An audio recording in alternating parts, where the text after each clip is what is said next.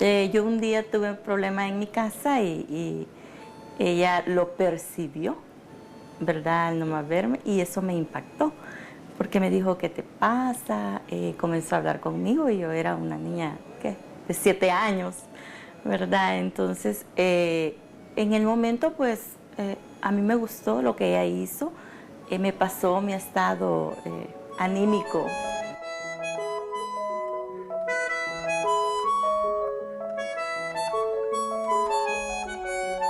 Estaba en 3er grado cuando la maestra habló de los productos que se cultivaban a través de eras. No se me olvida jamás esa experiencia y nos indujo a sembrar rábanos y nos llevó al terreno porque la escuela era tan grande y hicimos las eras nosotros con asadones, estábamos pequeños, los sembramos, los regábamos, llevamos todo el proceso y cuando estaban ya los productos sacamos los rábanos que habíamos cultivado nosotros.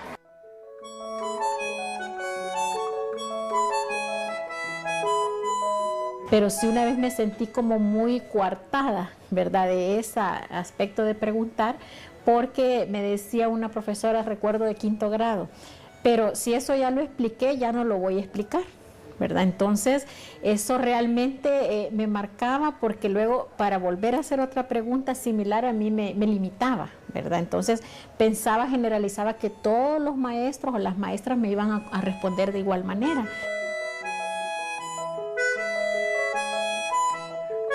Desgraciadamente, de todos los niños y todas las niñas, amigos y amigas que íbamos pasando del 1º, 2º, 3er grado, no todos y todas pudieron terminar ni siquiera la educación básica.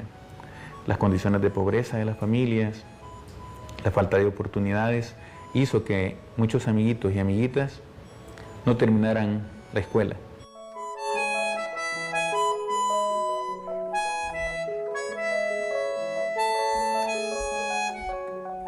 Me contó el cuento de María. Cuando yo estudié la docencia, yo recordé que esa era una prueba de diagnóstico, supe que era una prueba de diagnóstico que me había pasado la maestra. Pero en ese entonces yo solo sé que me contó un cuento, que era de María, que tenía una muñeca, luego ella me hizo preguntas. Pero yo sentía que era parte del juego de la maestra para que yo entrara en confianza con ella, pero luego sé que es una prueba de diagnóstico que ella hizo para mí.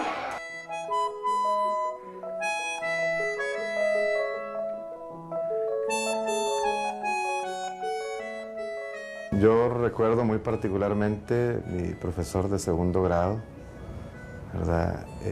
Porque tenía una actitud particularmente activa para con nosotros. Yo estudiaba con los salesianos del Colegio Don Bosco y en ese entonces había un profesor que sobresalía porque nos estimulaba mucho, nos enseñó a jugar ajedrez y a aquella corta edad ya fomentaba el pensamiento crítico, ¿verdad?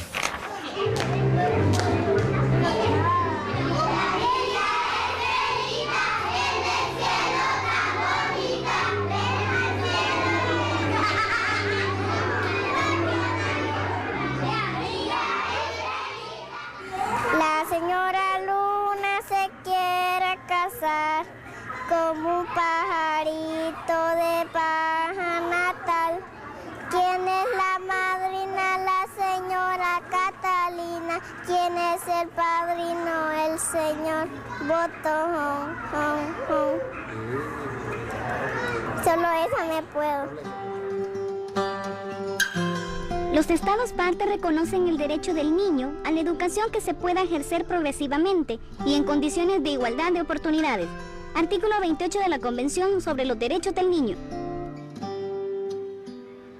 La educación es algo que tenemos que tener todos y cada uno de nosotros. Es algo que por obligación nos tienen que dar, por decir así, nuestros padres. Es un derecho que nosotros los niños tenemos para ser alguien en un futuro. La Constitución de la República de El Salvador incluye a la educación dentro de los derechos sociales. Esta tiene como fin el desarrollo integral de la persona. Una responsabilidad que tienen nuestros padres contra nosotros es algo que también la sociedad en cierta parte está como obligado a hacernos valer, porque sin la educación nosotros no seríamos nada en el país.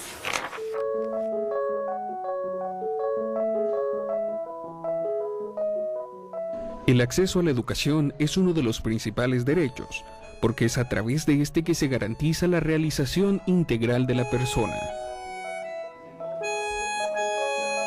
Educación está concebida como un proceso permanente en el cual la persona se desarrolla en toda su plenitud y despliega todas sus potencialidades. Ese es el objetivo último de la educación. Todos los niños y niñas y todos los seres humanos tenemos derecho a la educación.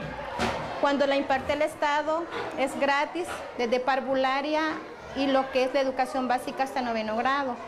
También los padres de familia en el hogar son los encargados de dar la primera educación a los niños.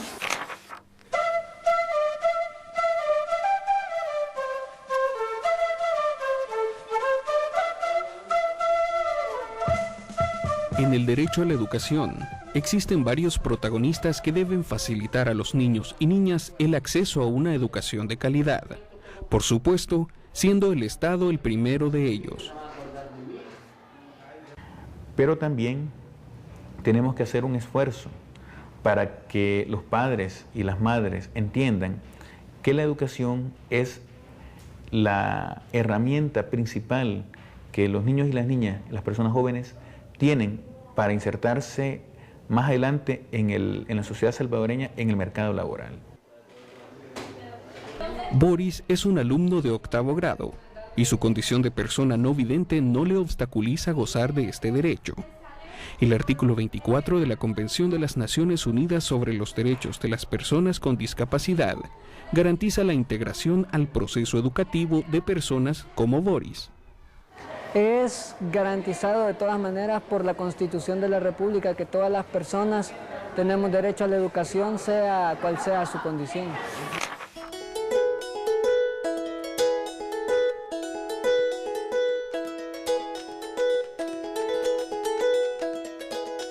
El hecho de que una señorita tenga a los 14, 15 años un hijo o una hija, no le quita su condición de niña y niño, no le quita su derecho a proseguir su proceso de formación, que es lo único que le puede garantizar que su proyecto de vida personal y el de su hijo o hija logren superar la condición de la pobreza, salir adelante con los proyectos de vida de ambos, ¿verdad?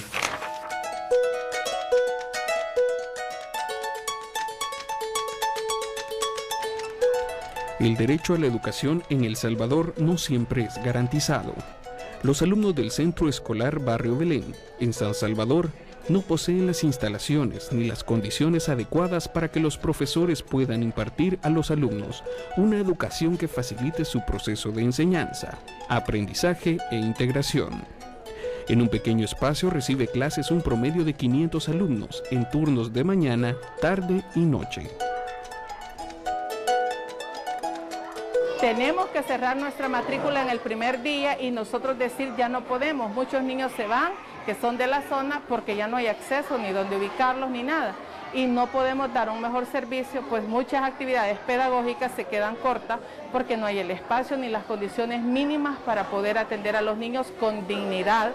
Aquí hay niños que no están bien colocados, por ejemplo nosotros, aquí a la par. Estamos en una cochera, ahí no hay ventanas, cuando hace mucho calor, a veces la luz falla y pues nosotros ahí lo único que nos mantiene fresco es el ventilador. Los niños y las niñas se quejan que las aulas son muy pequeñas, que no tienen espacios recreativos, que también tienen limitaciones de acceso a material didáctico, educativo, que es complementario para que el docente, mujer o hombre, pueda impartir sus clases.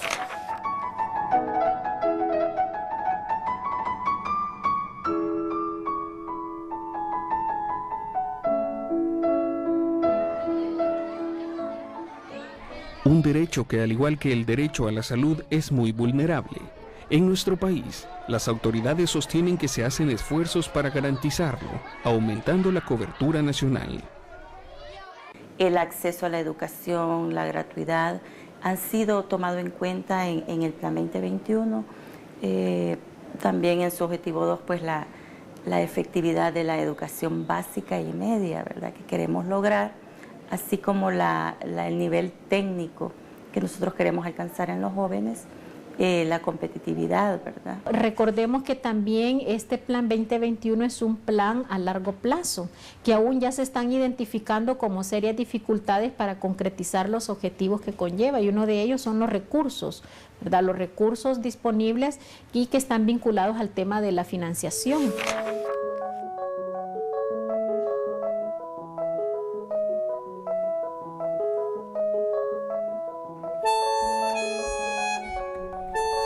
Según un informe de la Asociación Intersectorial para el Desarrollo Económico y Programa Social, el analfabetismo sigue presente en buena parte de la niñez salvadoreña. Se espera que para el 2007 se haya podido alfabetizar un total de 120.000 personas con la ayuda del gobierno, gobiernos locales, sectores privados y voluntariado. Tenemos más de 300.000 niños y niñas que son analfabetas. Y lo que sería la escolaridad promedio del país es muy baja. A nivel nacional es de 5 grados, pero a nivel de áreas rurales de 3.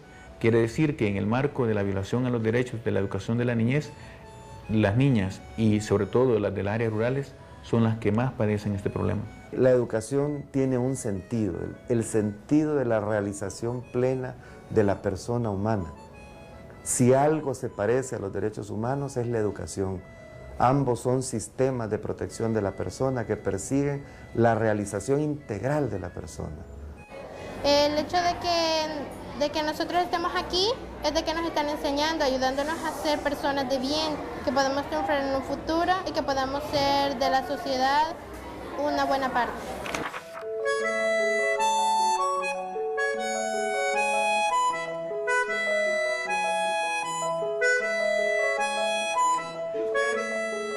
El derecho a la educación también pasa por las relaciones entre los alumnos y los maestros. Son estos últimos los encargados de que los contenidos se asimilen y se aprendan, a fin de garantizar un proceso efectivo que permita al alumno la creación de bases formativas para el presente y futuro. Y también la identificación del alumno o la alumna con el docente, con la maestra, ¿verdad? Hay unos que sienten todavía una educación bastante vertical, ¿verdad? Autoritaria de parte de los y las maestras y docentes. La disciplina escolar que se aplique en las escuelas, en los centros educativos, debe ser acorde a la dignidad de niños, niñas y adolescentes, ¿verdad? Tenemos aquí demasiadas quejas, demasiadas denuncias por maltrato que todavía subsiste, a pesar de que haya normas, políticas, lineamientos del Ministerio de Educación que hay que reconocer que los ha dado, pero todavía no, la supervisoría escolar no logra erradicar el maltrato al interior de los centros educativos. Garantizar el cumplimiento del derecho a la educación es un compromiso de todos, desde el Estado a través del Ministerio de Educación, la familia misma, los gobiernos locales y la sociedad, ya que es un compromiso de todos y todas velar por que la niñez salvadoreña aprenda las herramientas académicas, morales y cívicas que le permitan su desarrollo integral en la sociedad. En la otra noche me acuesto a las 8. Después me levanto a las 6:30. Me levanta mi abuelita. De ahí me baño. Voy al kinder, digo buenos días. Trabajo, estudio, coloreo.